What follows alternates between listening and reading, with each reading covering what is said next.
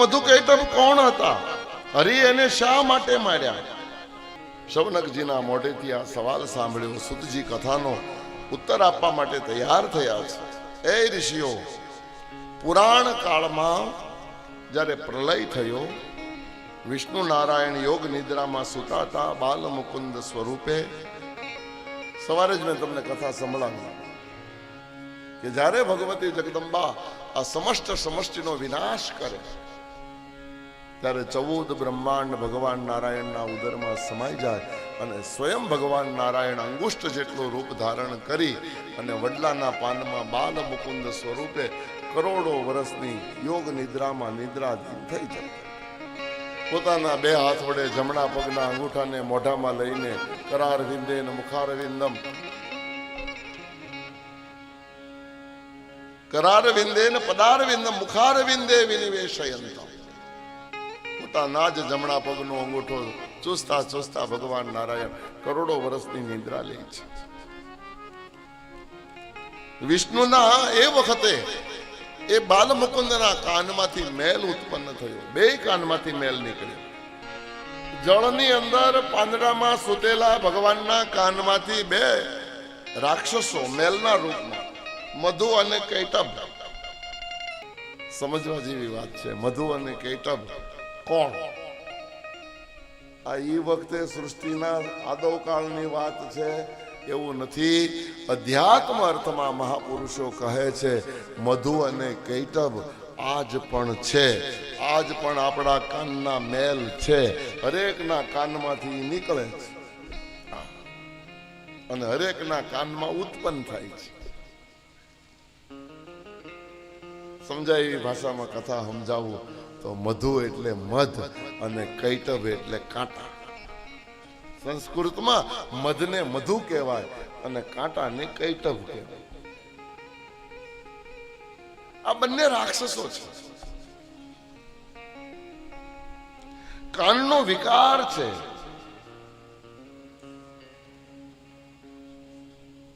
આ સંસારમાં આ દંડોથી ભરેલો સંસાર છે. દંડો એટલે બે વસ્તુ, રાગ અને દ્વેષ, દિવસ અને રાત, પંડિત અને મૂર્ખ, ડાયો અને ગાંડો. બે બે દ્વંદ્વ છે, મધુ અને કૈટભ. સ્તુતિ અને નિંદા. મધુ એ સ્તુતિ છે અને કૈટભ એ નિંદા છે. જો સમજાઈ જાય તો જરા શબ્દને સમજજો. સ્તુતિ છે ને બધાને બહુ મીઠી લાગે, મધ જેવી લાગે. કોઈ આપણા વખાણ કરે ને આપણને બહુ ગમે, એ મધુ છે. પણ કોઈ આપણી નિંદા કરે તો જો આ બે કાનમાં જ ઉત્પન્ન થાય. કાનમાં જ, આ કાનની જ વાત છે. સ્તુતિ સાંભળીએ તો મધ જેવી લાગે અને નિંદા સાંભળીએ તો કાંટા જેવી લાગે. બસ આ મધુ અને કૈટભ છે કે નિંદા અને સ્તુતિ, વખાણ અને કૌખાણ આમાં ક્યારેય ફસાતા નહીં, કારણ કે એ રાક્ષસ છે. આજ પણ જીવે છે. કોઈ આપણી નિંદા કરે તો ક્યારેય હેરાન ન થવું અને કોઈ આપણી સ્તુતિ કરે, કોઈ આપણા વખાણ કરે તો ક્યારેય ફૂલાઈ ન જવું. કાનના મેલને એ ભયંકર મધુકૈટભ જ્યારે બન્યા અને જળ ક્રીડા કરવા લાગ્યા, તર્ક વિતર્કો કરવા લાગ્યા અને એ વખતે આકાશવાણીમાં એમ બીજ મંત્ર ઉત્પન્ન થયો. એમ એમ એમ એમ બીજ મંત્ર છે. એ એમ શબ્દ જ્યાં સાંભળ્યો અને મધુ અને કૈટભ બંને એ મંત્રને પકડી લીધો અને જળ ક્રીડા કરતા કરતા હજારો વર્ષ સુધી આ મધુ અને કૈટભે એમ એમ એમ ઉચ્ચાર કરતા હતા. અજાણતામાં એમ બીજ સાંભળીને એમ શબ્દનો ઉચ્ચાર કરવા લાગ્યા. મંત્રનો પ્રભાવ છે. જાણતા જપે કે અજાણતા જપે, અને એમાં આ બીજ મંત્રો કહેવાય છે. બીજ મંત્રો એટલે એમાંથી અંકુર ફૂટે ફૂટે ને ફૂટે અને ભગવતીનું સગુણ સાકાર સ્વરૂપનું દર્શન થયું આ મંત્રના પ્રભાવથી. ભગવતીને દર્શન આપવાની ઈચ્છા થઈ. બંને ભગવતી સાક્ષાત જગદંબા પ્રગટ થઈ, સગુણ સ્વરૂપનું દેખાયું. બંને ધ્યાન મગ્ન થયા. એ સાક્ષાત ભગવતી સરસ્વતી, અને ભગવતી સરસ્વતીએ વરદાન માંગવાનું કીધું. ઈચ્છા મૃત્યુનું વરદાન માંગ્યું છે. ભગવતી સરસ્વતીએ એ મધુ અને કૈટભને વરદાન આપ્યું છે. સમય જવા લાગ્યો. મધુ અને કૈટભ જળમાં વિહાર કરતા હતા, અને એમાં કમળ જોયું, અને કમળના ઉપર બ્રહ્માજીને જોયા એટલે યુદ્ધ માટે આમંત્રિત કર્યા. કમળની ડાળીને હલાવવા લાગ્યા. બ્રહ્માજીને પાડવાની કોશિશ કરી. બ્રહ્માજી થરથર કાંપવા લાગ્યા કે આ બે રાક્ષસો મને મારી નાખશે. ગભરાયેલા બ્રહ્માજી વિચાર કરે કે હવે મને કોણ બચાવે. પણ ત્યાં તો એ બંને કમળની એ નાળ પકડી અને ઉપર ચડવા લાગ્યા છે. અડધે સુધી તો ઉપર આવી ગયા, અને પરિણામે બ્રહ્માજી વધારે પરેશાન થયા કે આ જો ઉપર ચડી જશે તો મને મારશે. અને નીચેથી કેટલેક ઉપર આવ્યા જોવા માટે. જ્યાં નીચે નજર ગઈ તો નીચે નારાયણ નિદ્રાધીન હતા. વિષ્ણુ ભગવાનને શયન કરેલા જોયા. બ્રહ્માજી વધારે ગભરાયા. બ્રહ્માજીએ વિષ્ણુ ભગવાનને આર્ત નાદે પુકારો કર્યા છે. વિષ્ણુને જગાડવા માટે કોશિશ કરી છે. પાહિમામ પાહિમામ પાહિમામ પુકાર જ્યારે બ્રહ્માજી કહે છે, એ જગતના નાથ, જાગો જાગો, મને બચાવો. પુકારો કરવા છતાં વિષ્ણુ ભગવાનની આંખ ન ઉઘડી, નિદ્રા ન ઉઘડી.